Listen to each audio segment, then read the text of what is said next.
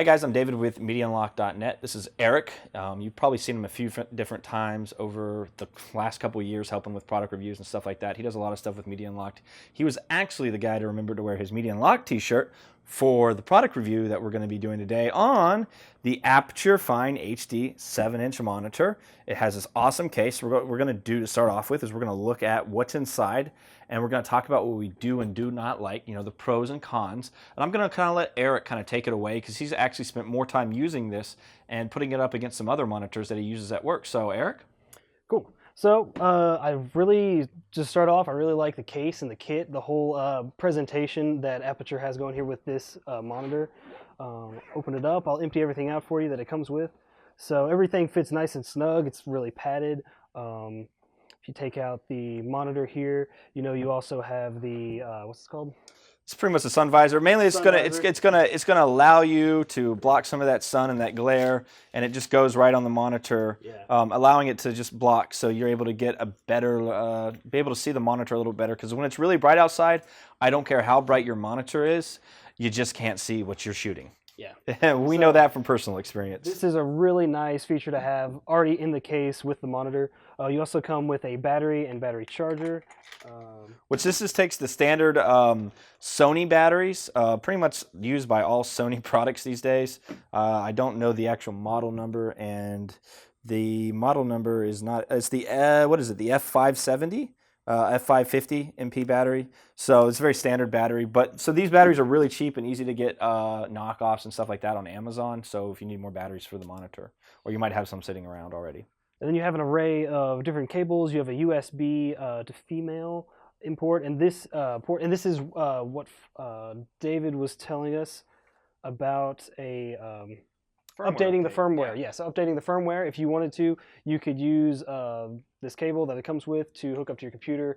Any type of firmware update, any updates that Aputure does, they'll give you a link to it, and you can pretty much upgrade your monitor, keep it up to date with all the latest software and the new features that they add. Which is really nice because a lot of monitor companies don't offer firmware updates over time, where Aputure does, which is really cool. Cool. And then you have an HDMI to micro cable. The last thing that you have in the case is an articulating arm, which it's really nice that this monitor just comes with it. You don't, a lot of different monitors will just come with like a hot shoe, but Aputure gives you an articulating arm so you can actually move it around. It's pretty sturdy. It definitely supports the weight of the monitor, which is actually pretty light without the battery. Depending on how big of a battery you put in here will determine the actual weight. But so yeah, so this is the kit. This is what everything has its own little spot. It's nice and like cut out. So and we do use a few more things in there that we fit. Let me show you guys kind of what else we throw in there. We got them set over here to the side. So we've got this piece. What are these called? Just like a little hot shoe. Yeah, little hot shoe piece. So if you didn't want to use the articulating arm because it was too big, this thing works really well. We have a clamp system that we put in there as well because we use it a lot on our gimbal, our motorized gimbal system. So that clamps right onto the bars there. And then we're actually able to fit, it's like 8 feet of HDMI cable. So if we need a longer HDMI cable, we have that option as well. And all that fits snugly with the rest of the kit. So I just kind of want to show you what else could fit in there if you guys need to throw a few more cables into the kit. Yeah.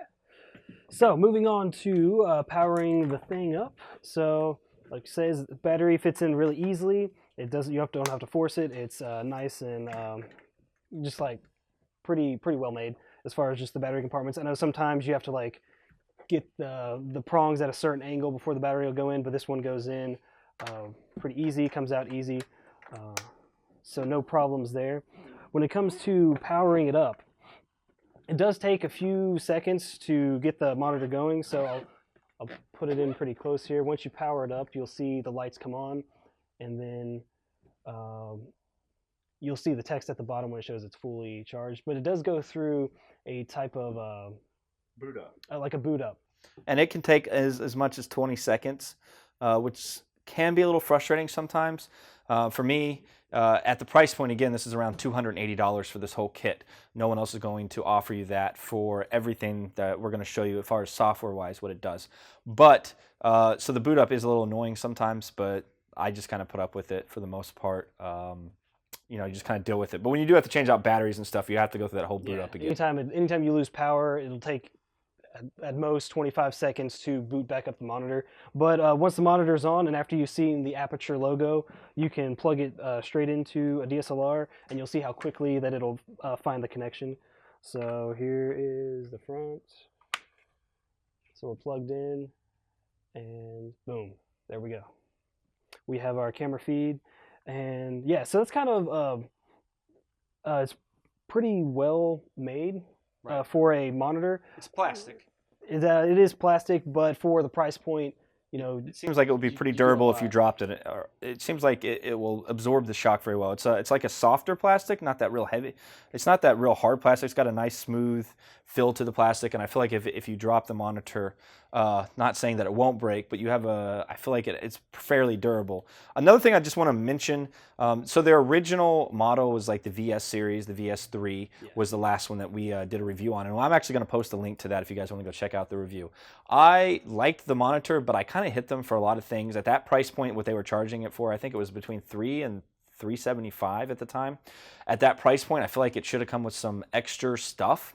And what they did is they made pretty much a better version of the VS3 with all the things that I complained and other things that I didn't even know that you could just, you know, I didn't even think about saying that they should add it in.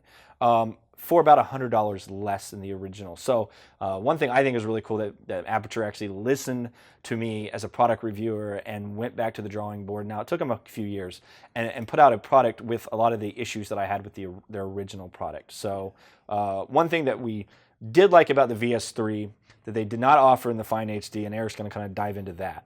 Yeah, the one big thing was that it doesn't have an HDMI out. So sometimes if we're on set and we have a director on set and we want to get two monitors from the camera, we would plug in, you know, one monitor to the camera for the operators for framing, and we'd plug in another monitor to a director or wireless feed to the director's camera or to a bigger monitor for playback and kind of like spot checking the frame. That's not available for the V2, this FineHD. FineHD. Yeah, that's not available for this FineHD V2 or VS2 FineHD monitor. Right. Shit. Okay. You got it. So, okay, cool. So that's the only big thing that we wish would be on this version, which I'm sure they'll come out with a VS3 FineHD, which will have that feature, but it's not available at this time.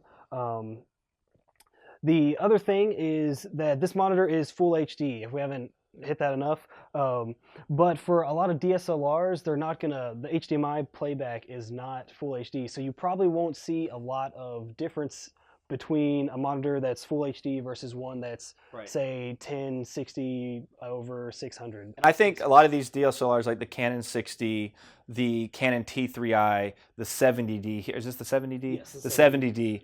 I think it's like a 480p is what it puts out. So this is, it's frustrating that it doesn't do it, but it's not the monitor. It's not Aputure's fault. This is a hardware issue with the cameras. The cool thing is that you can do what's called Hdslr mode, which we're going to show you when we show you how all the functions work close up. And what it does is it stretches the video so you do get a full screen playback. It's just at 480p, so it's not full 1080p. Again, that's not really Aputure's. That's not Aputure's fault at all. That is a hardware issue with Canon cameras and some other DSLR cameras out there, which I wish you guys would fix that. It would be very nice, especially for some of us that make all of our money using and shooting video on DSLR cameras. We'd like to get full 1080p playback on a monitor, which would be fantastic.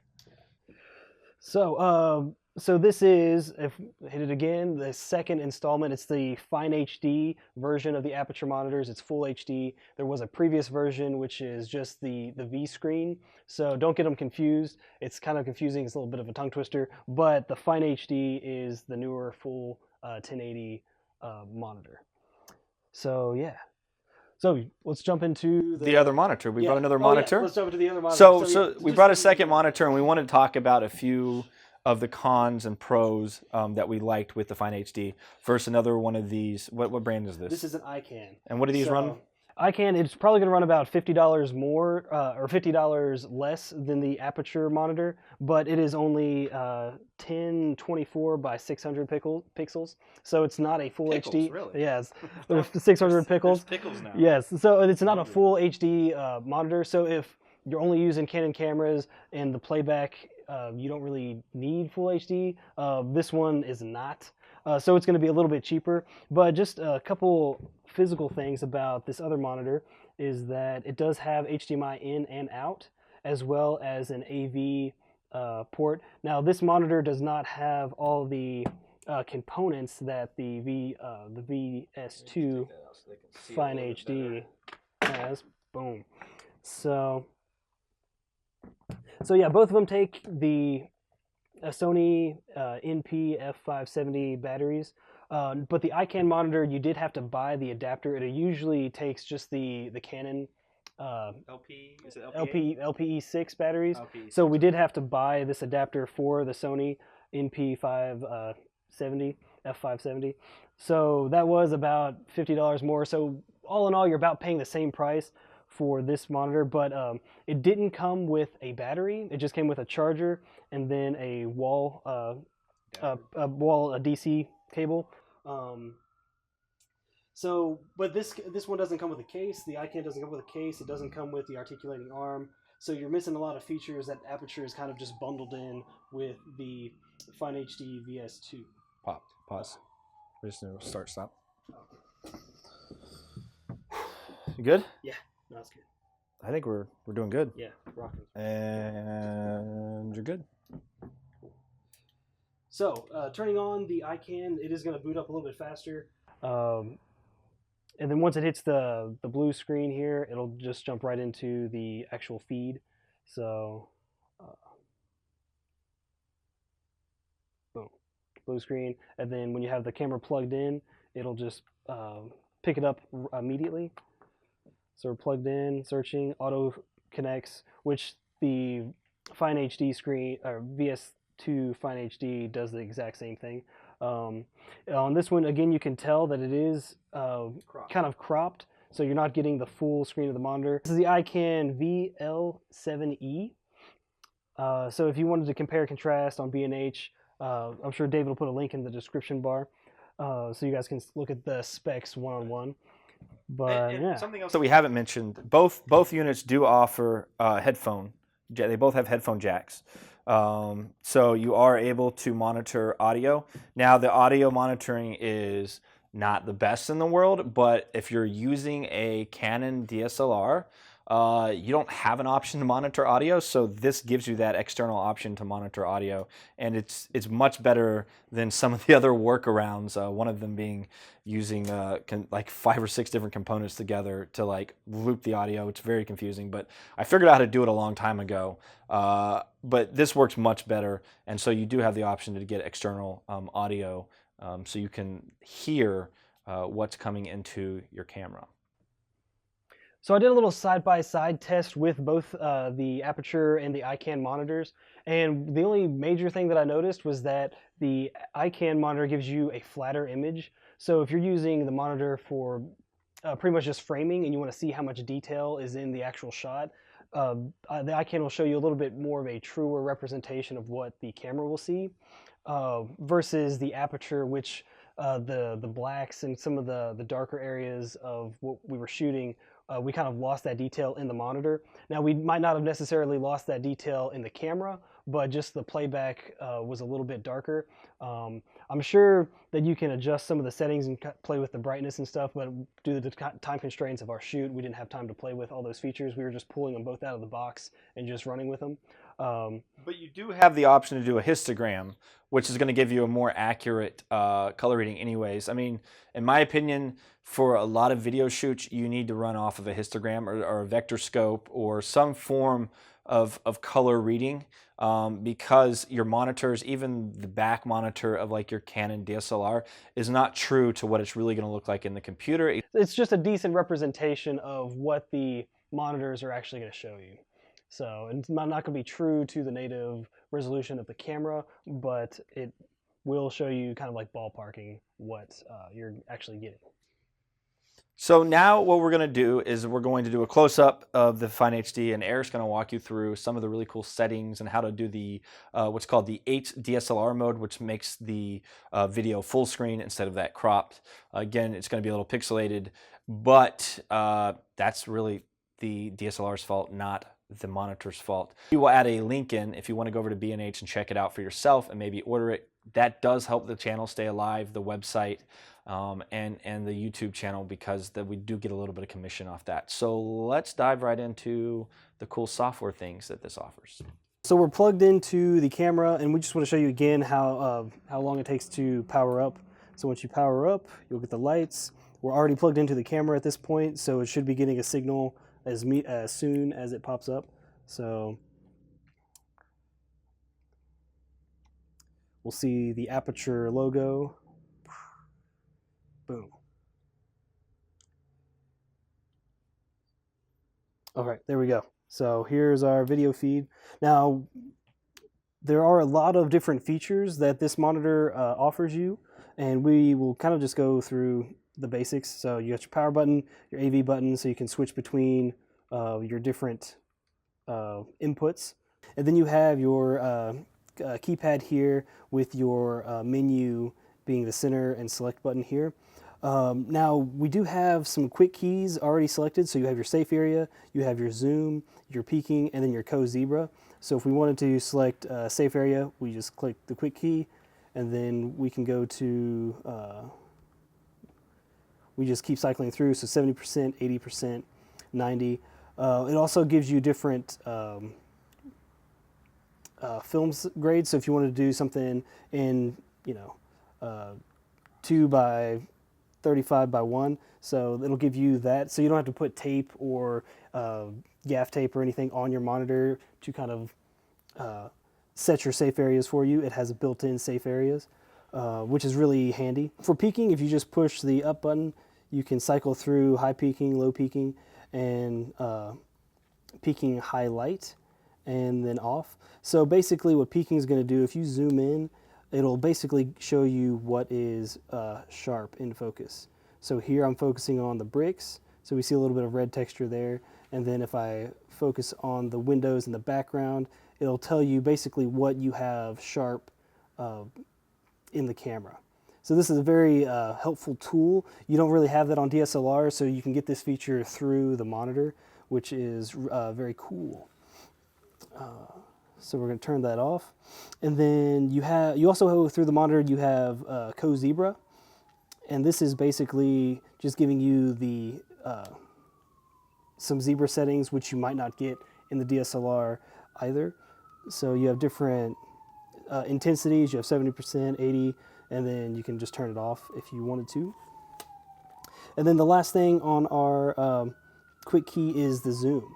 So for zoom, go from off, then you can ×2. So another focusing tool, if you wanted to focus in through the monitor, you can do that instead of hitting magnification on your camera. Or if you're recording and you think something has got off, you can zoom in on your monitor so you don't have to zoom in on the camera. So that's just another really cool feature that you can cycle through.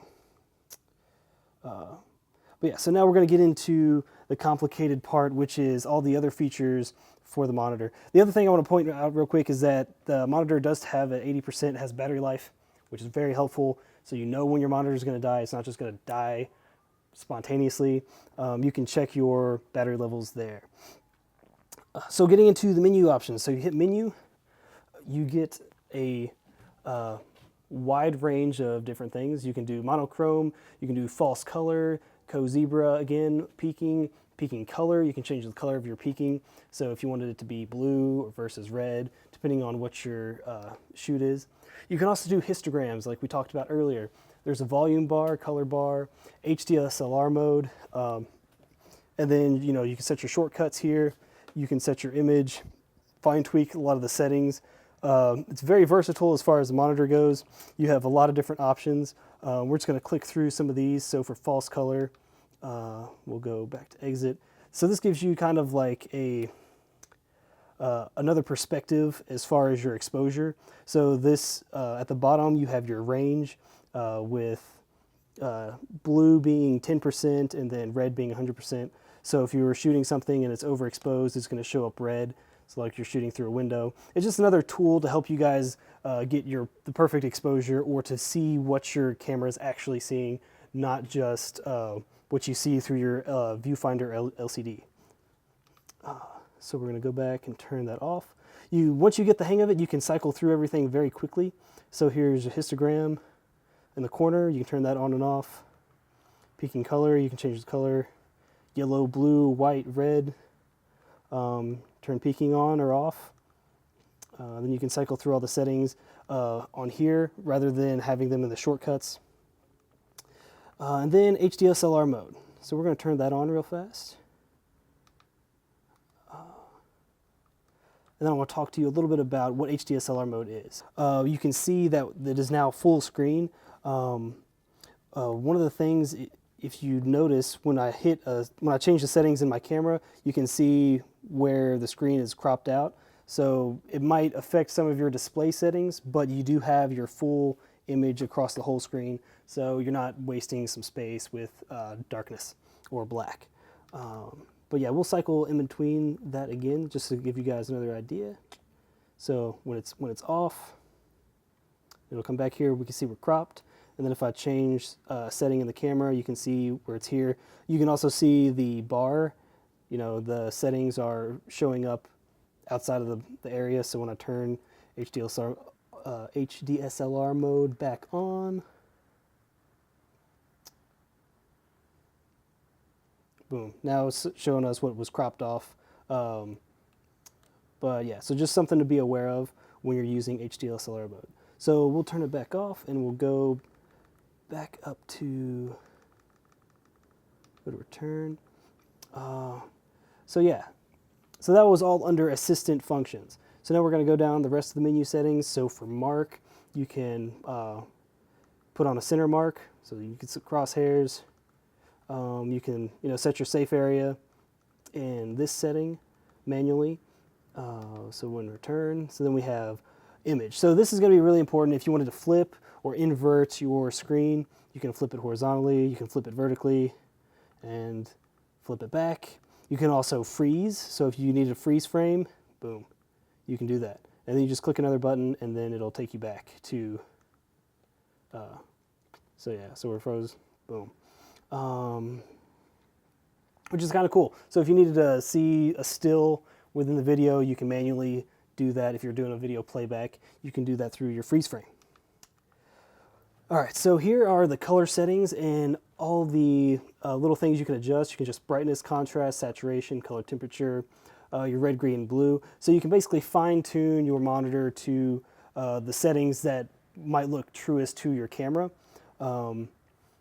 Again, I think that the contrast is a little contrasty. The darks are really dark, and when we're shooting with the C100 Mark II, we're shooting in a Canon log, so we're shooting raw.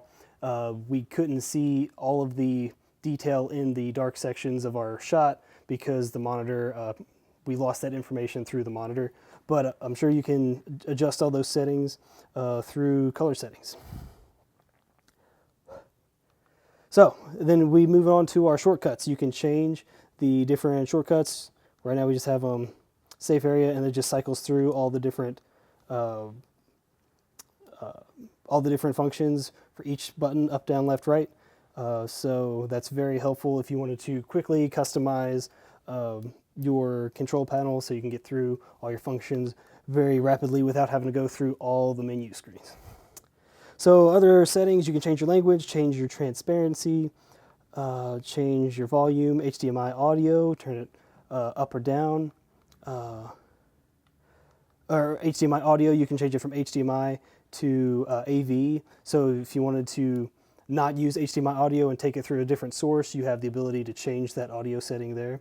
You can also reset everything, and then the software update. So again, the software update, there's a port on the side, which is USB, and that port will help you update if they ever change the software of the monitor. I'm sure you'll have links to that through the Aputure's website. And yeah, so that is basically all the menu settings just ran right through. Now, if you notice here, it says 480p. Now, that's the signal coming from the camera. You can also notice that that since we're zoomed in at this point, this is telling us what the resolution is. So we're at 480p. But if we turn, go back to assistant functions, and then we turn Hdslr mode off, we'll see that, turn it off,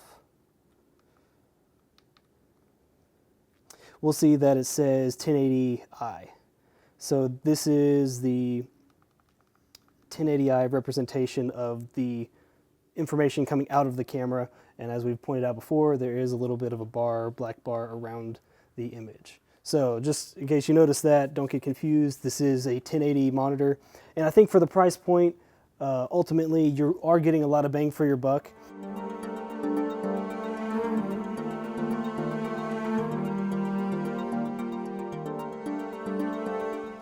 Hey guys, if you'd like to check out our website where we have all kinds of fun and exciting blogs, videos, and extra information that isn't on our YouTube page, click right here.